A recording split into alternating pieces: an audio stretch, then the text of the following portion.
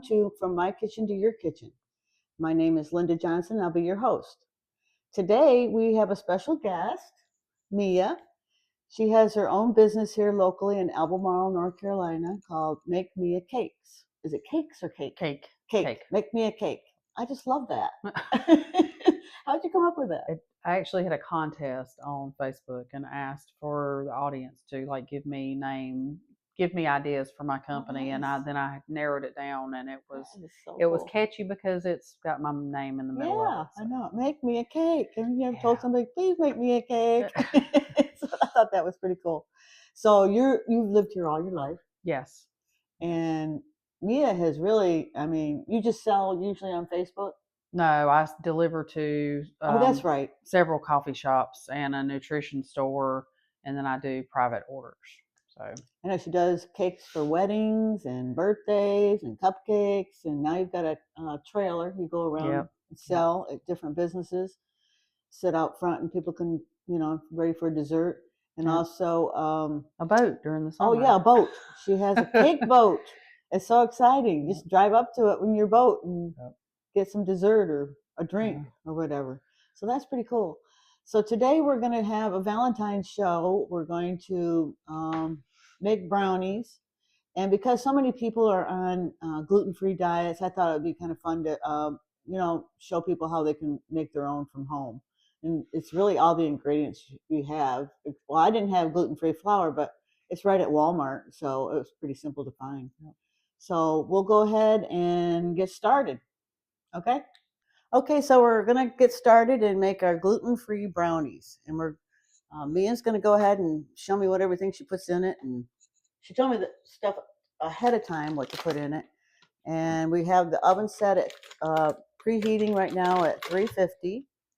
And we're going to use an 8x8 pan to cook them in. So she's adding the butter. 10 tablespoons of butter. You can use dairy-free if you want to. And it needs to be softened. And, whoops, we are going to start creaming this up a little bit. And then we can go ahead and add our sugar, 3/4 cup sugar. Here, right? Mm-hmm. 3/4 cup sugar. I'm turning this around. Tiniest little cup you've ever seen. It is a very cute little cup. My husband got me that for Christmas. I was like, I don't think this is a cup. But I measured it against my other ones, and it was a cup.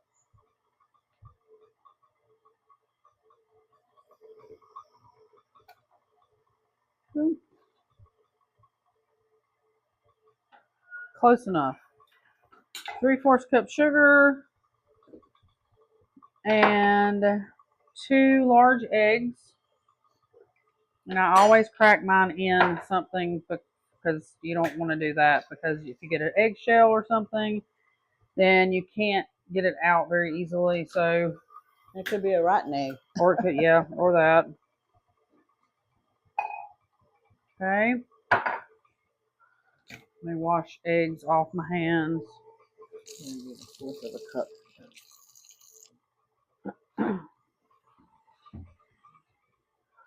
Okay, and then we have 1/4 cup brown sugar packed. Awesome.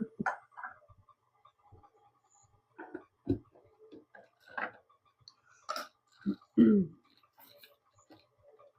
just want to pack it down in there so it's tight. Okay, and then we have some vanilla, and I don't measure it. You can measure it if you want to, but I just do just a teaspoon of vanilla.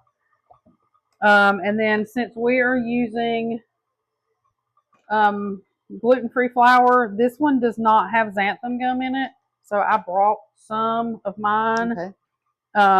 What is that for? Do for you? So when you're baking either keto or gluten-free, then the flour doesn't bind as well, and it makes it very brittle and fragile. So I just put just a tiny bit of xanthan gum in, and I do mean like a tiny amount. Like this is 1/4 of a teaspoon, and it's not even 1/4 of a teaspoon. It's just going to help like hold everything together a little bit better. Let's see. We need 1/4 teaspoon of baking powder. Looks like you can buy the gum at Walmart. At Walmart, too. Yep. So there's baking powder, 2 tablespoons of cocoa.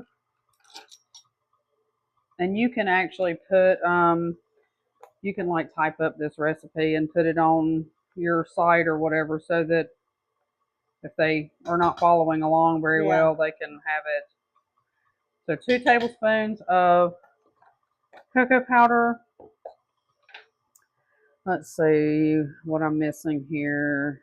Salt, 1/2 teaspoon of salt. Nope. There we go. Whoop.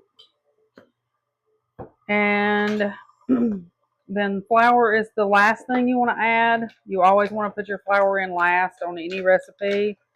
And this one calls for 1/2 cup plus 2 tablespoons.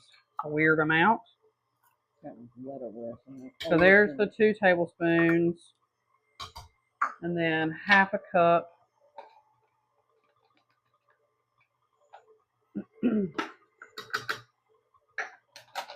Okay. So we got all of our ingredients. We've got butter, eggs, sugar, brown sugar, vanilla, flour. I put a little bit of xanthan gum, baking powder, salt, cocoa powder, and then we want to put the chocolate chips in last. And that is, you can eyeball it, or it calls for 1/2 cup. 1/2 cup. Yeah. So what do I do with my 1/2 cup? There it is.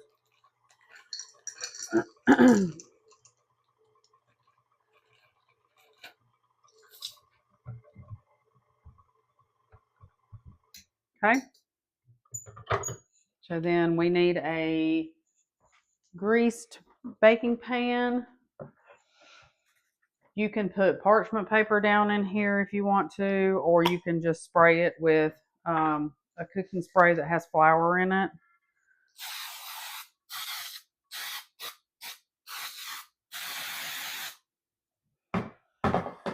And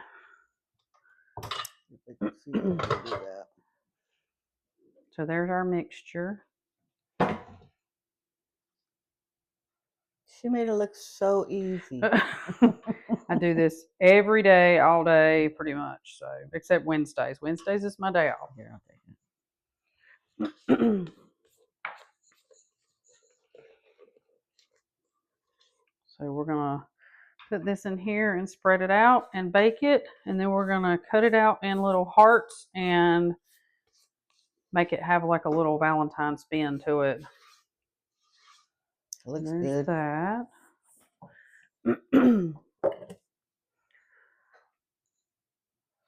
And the oven is at 350, right? Yeah, it's getting there. There it is. Perfect timing. Nice. I can get every drop. There we go. It'll spread out as it gets in there. So you can make this for your loved one. Valentine's Day, or take it to an office party, or sounds like a good idea. I love brownies. Okay, so what I'll do after the video is I'll share some of your pictures of some of the stuff that you bake and how you can get a hold of her. I know a lot of you are watching this from out of town, but do you take orders? Yes. You ship? And I can ship some things, but not everything. Yeah. Okay. Yeah. Oh. Okay. So when the brownies are done, we'll be right back. And then Okay, so we're back. The brownies cooked for 30 minutes in the oven at 350. And Mia has taken one out of the pan with her handy little heart-shaped whatever you call Cookie it. cutter. Cookie cutter. Yeah. Gosh, what is wrong? Cookie cutter. So we're going to show you, she's going to do some chocolate on top, drizzle some chocolate. Okay, so this is almond bark. You can buy it at your grocery store. I got this one at Aldi, and put just a couple little chunks into a microwave safe bowl. You want to put just a little bit of shortening with it to make it melt better and smoother. So we're going to microwave this in 30-second intervals until it gets smooth. Don't do it for over 30 seconds at a time. Do you have like a little 30-second button? No. Oh, yeah. Oh, there is? Yeah. So 30 seconds at a time. 30 seconds at a time until it's smooth. And then we're going to drizzle some chocolate on top of it, and then you can make it festive with some sprinkles if you want. Or you can put some icing or chocolate in between two and make like a brownie sandwich. Oh. So it really looks good. Eat a piece right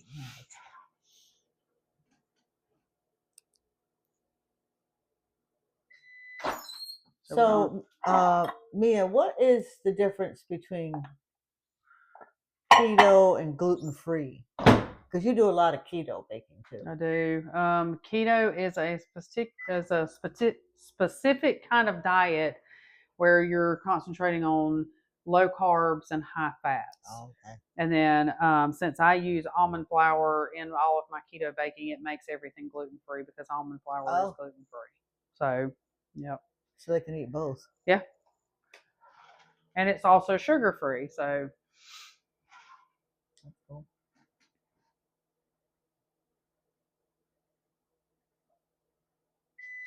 Okay.